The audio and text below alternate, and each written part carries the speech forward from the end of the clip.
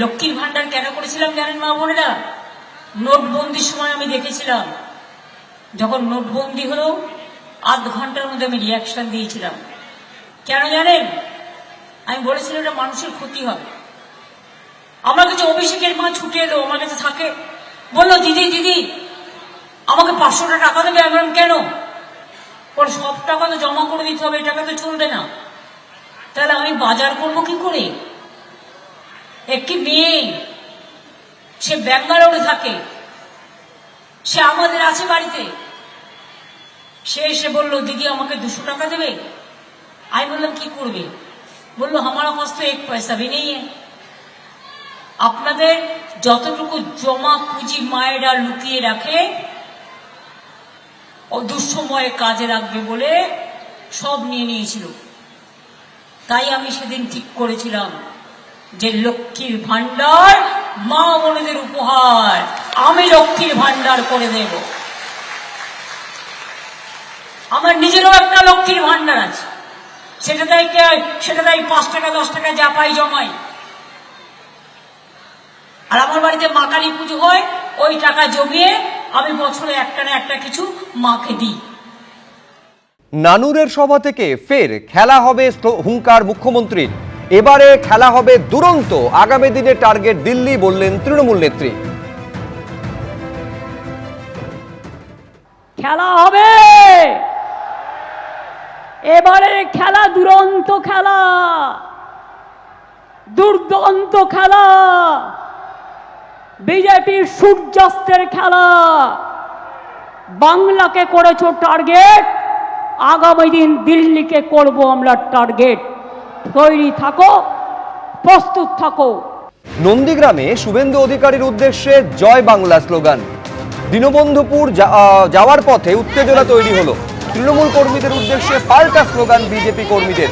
গাড়ি থেকে নেমে পাল্টা মন্তব্য বিরোধী দলনেতার। জয় বাংলা, জয় বাংলা,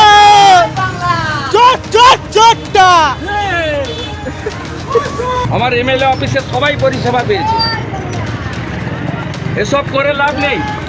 এবারে হবে না ভাই, 21-এর মতো করতে দেব না, এই বলে দিলাম। আমার অধিকার আছে প্রার্থী সবার কাছে আবেদন করার। এইগুলো করেন বলে তো সাউদ্দিনরা জেল খাটে 1.5 বছর করে। সে যে বলেছে সে তাকে বুঝে নেবেন। আমার সঙ্গে সবার সম্পর্ক ভালো, লজ্জা লাগে না এদের একটু? না না, মেয়ে মহিলারা কিছু বলে। আমার এমএলএ অফিসে সবাই পরিষেবা পেয়েছে। নন্দীগ্রামের ছবি আপনাদের সামনে রাখলাম, এবার দিনহাটার ছবি দেখাবো, যেখানে বিজেপি প্রার্থীর প্রচারে গিয়ে সুকান্ত মজুমদারকে কালো পতাকা দেখানো হলো। সুকান্ত মজুমদারকে কালো পতাকা দেখানোর অভিযোগ উঠেছে প্রান্তিক বাজারে তৃণমূলের বিরুদ্ধে।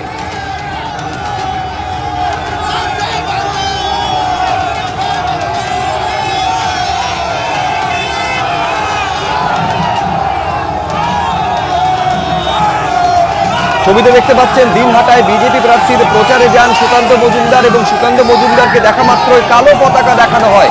এই ঘটনায় অভিযোগ উঠেছে তৃণমূলের বিরুদ্ধে।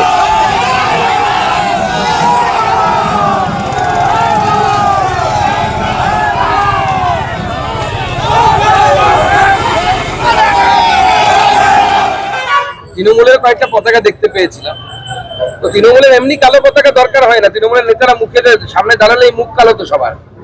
চুরি করেছে কেউ, গরু পাচার করেছে কেউ, কয়লা চুরি করেছে কেউ, বালি চুরি করেছে, নাহলে 2-4টে মার্ডার, 1-2 রেপ, এমনি ওদের মুখ কালো। কালো পতাকার দরকার হয় না, সামনে দাঁড়ালেই কালো হয়ে যায়।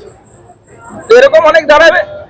উদয়ন গুহ তো বলেছিল সুকান্ত মজুমদার এখানে ঢুকুক, অমুক করে দেবো তমুক করে দেবো। ঢুকলাম, বহাল তো বিয়েতে দাঁড়িয়েও আছি, দেখলাম তো কার কত দম। সুকান্ত মজুমদার বলছিলেন উদয়ন গুহ চ্যালেঞ্জ ছুড়েছেন, সেই চ্যালেঞ্জ আজকে আমি গ্রহণ করলাম, দেখে নিলাম কার কত দম। এবার উদয়ন গুহ কি বলছেন দেখুন। একজন শিক্ষিত মানুষ, একজন অধ্যাপক, তিনি যে ভাষাগুলো ব্যবহার করছেন, কোনো ভদ্রলোক সেই ভাষা এইভাবে প্রকাশ্যে ব্যবহার করে না। আর দ্বিতীয় কথা হচ্ছে, যদি আমি যেদিন বলেছিলাম আসার জন্য দিনহাটায় আমন্ত্রণ জানিয়েছিলাম, সেদিন আসার দম হয়নি। এখন কেন্দ্রীয় বাহিনী, অমুক তমুক, নির্বাচন কমিশন সব নিয়ে তারপরে আসছে। ওগুলো আসুক না, কিন্তু তারপরে পেছনে যে কটা লোক ছিল গুনতে পেরেছিলেন? ও তো এক হাতের বাইরে যাবে না, যা লোক ছিল। আর এই ধরনের কথাবার্তা বলে মানুষকে আরও উত্তেজিত করেন। তারপরে যখন একটা সমস্যা হয়, যারা ওকে কালো পতাকা দেখিয়েছে তারা কেউ তৃণমূলের না। এবিপি আনন্দ, এগিয়ে থাকে, এগিয়ে রাখে।